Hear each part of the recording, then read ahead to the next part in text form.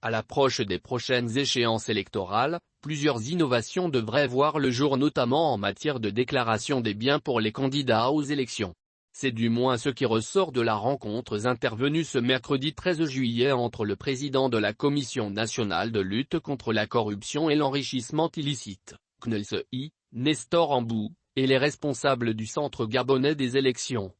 de la Direction générale de la fonction publique, du ministère du Budget et ceux du ministère de l'Intérieur. En effet, au cours de cette séance il était question d'édifier les participants sur les dispositions de la nouvelle loi instituant le régime de prévention et de répression de la corruption et de l'enrichissement illicite au Gabon. Le président de la CNELCI est pour ce faire longuement revenu sur la loi N-04/2020 du 22 mars 2021 modifiant certaines dispositions de la loi N-002/2003 du 7 mai 2003, la loi N-04/2020 du 22 mars 2021 modifiant certaines dispositions de la loi N-003/2003 du 7 mai 2003, le décret N-00024/PR/MCILPC du 7 mai 2004. Au nombre des innovations, Nestor Ambou a souligné que désormais les Gabonais ont des ambitions de se porter candidat à une élection politique, doivent faire leur déclaration des biens,